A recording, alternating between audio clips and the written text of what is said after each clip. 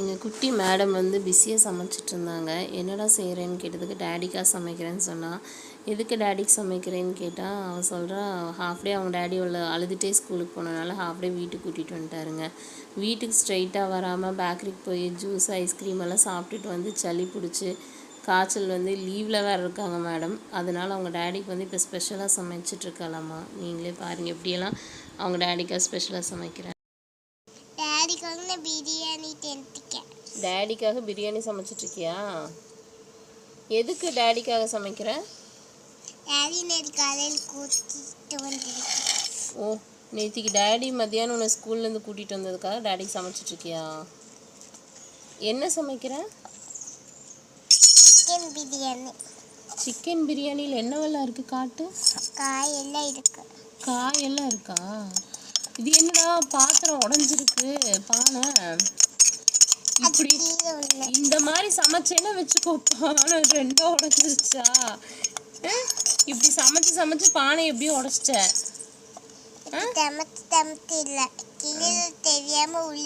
கீழே விழுந்துருச்சா சமைக்கும் போது? சரி, இது எப்போ டேடி வந்து சாப்பிடுவார் இந்த பிரியாணிய? நைட் கெட்டாலும் சாப்பிட்டுருவாரா? கெட்டு போனாலும்? பரவாயில்லடா. வேண்டான்னு சொல்ல மாட்டாரா?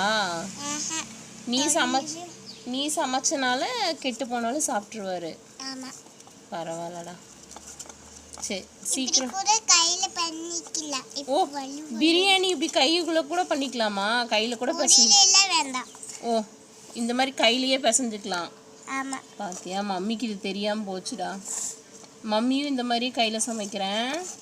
சரியா? பிரியாணி இந்த மாதிரி செஞ்சு தர, சாப்பிடுங்க. போதும்.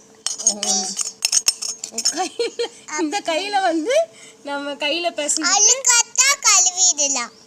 கழுவியெல்லாம் கூடாது. அப்படி வெட்டா ஆயிடும். அப்படியா? இப்படி தொண்டுக்கலாம். ஓ, சொரிஞ்சா அந்த மாதிரி செஞ்சுக்கலாமா? செஞ்சுக்கலாம். ஓ, சரி சரி. எந்த கடுக்கடுன்னு இருக்கும் அது. பரவாயில்ல தங்கம், கையில் கூட சமைச்சிக்கலாம். பரவாயில்ல, கருகருன்னு கை இருந்தாலும் பரவாயில்ல, சமைச்சிடலாம் அப்படியே. அப்படியே சமைச்சு இருக்கலாம். சரி, சூப்பர். நிறைய டிப்ஸ் எல்லாம் கொடுத்துருக்கேன் மம்மிக்கு சமைக்கிறதுக்கு. தேங்க்யூ.